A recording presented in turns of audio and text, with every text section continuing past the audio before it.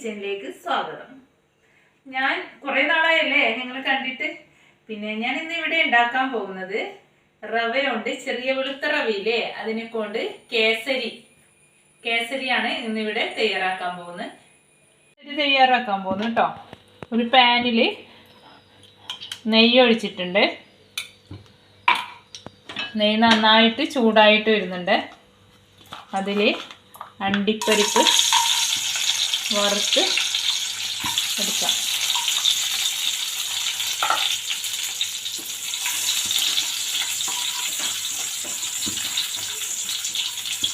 അണ്ടിപ്പരിപ്പ് നന്നായിട്ട് വറുത്തെടുക്കാം.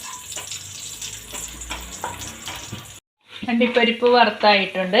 ഇത് ഇനി ഒരു പാത്രത്തിലേക്ക് കോരിയെടുക്കാം. ഈ അണ്ടിപ്പരിപ്പ് വറുത്തെടുത്ത ഈ നെയ്യിൽ തന്നെ നമ്മൾക്ക് റവ, 2 കപ്പ് റവയാണ് കേട്ടോ ഞാൻ എടുത്തത്. ഈ റവ വറുക്കാത്ത റവയാണ് കേട്ടോ. വറുക്കാത്ത റവയാവുമ്പോൾ നമ്മൾക്ക് നന്നായിട്ട് വറുത്തെടുക്കണം നെയ്യിൽ. വറുത്ത റവയാവുമ്പോൾ നമുക്ക് അത്ര പണിയില്ല. ഇത് വറുക്കാത്ത റവയാണ് ഞാൻ വാങ്ങിയത്. ഞാനങ്ങനെ കേസരിയൊക്കെ ഉണ്ടാക്കാനായിട്ട് വാങ്ങിയതൊന്നുമല്ല, വെറുതെ റവ ഇവിടെ വാങ്ങിച്ചു.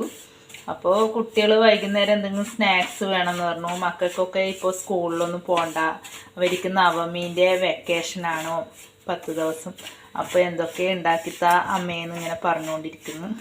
അപ്പോൾ ഞാനിങ്ങനെ ഉച്ചഭക്ഷണമൊക്കെ കഴിച്ച് ഒത്തിരി നേരം കിടന്നു. പിന്നെ എഴുന്നേറ്റിട്ട് എന്താ ഉണ്ടാക്കേണ്ടതെന്ന് ഇങ്ങനെ ആലോചിച്ചു. അപ്പോഴാണ് തോന്നിയത്, മുമ്പ് എൻ്റെ വീട്ടിൽ അച്ഛനൊക്കെ ഞങ്ങൾക്ക് കുട്ടിക്കാലത്ത് ഉണ്ടാക്കി തരാറുണ്ട് ഈ കേസരി. അച്ഛന് ചെറിയ ഹോട്ടലൊക്കെ ഉണ്ടായിരുന്നു. ആ കാലത്ത് അധികം ഞങ്ങൾക്ക് ഞങ്ങൾ കേസരി എന്നൊന്നും പറയില്ല കേട്ടോ. ഈ വെളുത്ത റവയുണ്ട് സീറ എന്ന് പറയും. അപ്പോൾ അങ്ങനെ അത് തയ്യാറാക്കാൻ എഴുതിയിട്ടാണ് ഞാൻ. റവ നോക്കുമ്പോഴേക്ക് റോസ്റ്റഡ് റവയല്ലായിരുന്നു. അപ്പോൾ ഇത് നന്നായിട്ട് റോസ്റ്റ് ചെയ്യുക. ഈ നെയ്യിൽ നന്നായിട്ട് അങ്ങനെ റവ ഇവിടെ നന്നായിട്ട് വറുത്ത് ആയിട്ടുണ്ട്.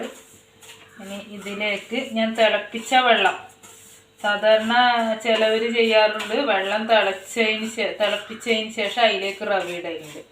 ഞാനിത് ഈ വറുത്ത റവയിലേക്ക് തിളപ്പിച്ച വെള്ളം ഇതിലേക്ക് ഒഴിക്കുന്നുണ്ട് കേട്ടോ. ഒഴിക്കുമ്പോൾ അത് നന്നായിട്ട് ഇളക്കി കൊടുക്കണം.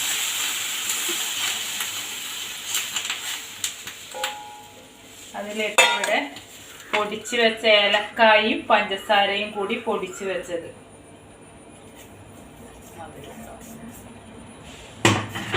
അത് ഒഴിച്ച് നന്നായിട്ട്.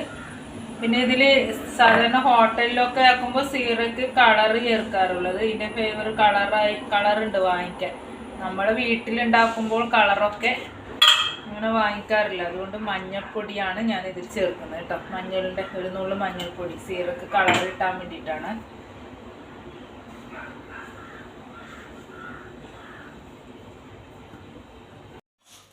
ഇതൊരു പ്ലേറ്റിലേക്ക് മാറ്റുന്നുണ്ട്. നെയ്യ് ഒഴിച്ച് വെച്ച പ്ലേറ്റാണ് കേട്ടോ. ഈ പ്ലേറ്റിൽ ഞങ്ങൾ നെയ്യ് പുരട്ടി വെക്കുന്നുണ്ട്. ഇതിങ്ങനെ പ്ലേറ്റിലാക്കിയിട്ട് നമ്മൾ അണ്ടിപ്പരിപ്പ് നേരത്തെ നെയ്യിൽ വറുത്തെടുത്തില്ലേ, അത് ഗാർണിഷ് ചെയ്യാം.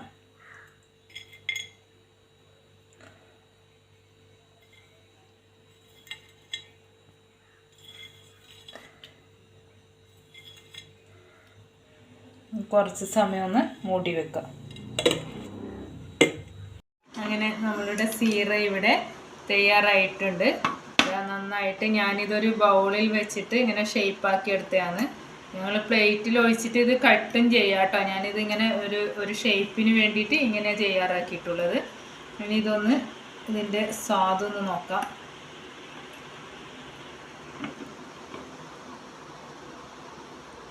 നല്ല ടേസ്റ്റ് ഉണ്ട് കേട്ടോ. ഞാനുണ്ടാക്കിയതുകൊണ്ട് പറഞ്ഞതല്ല, നന്നായിട്ടുണ്ട്. ആവശ്യത്തിന് മധുരവും ഉണ്ട്, പാകത്തിനുള്ള നെയ്യും ഉണ്ട്. അടിപൊളിയായിട്ടുണ്ട്. ഈ വീഡിയോ ഇഷ്ടപ്പെട്ടിരിക്കുമെങ്കിൽ സബ്സ്ക്രൈബ് ചെയ്യുക, ലൈക്ക് ചെയ്യുക.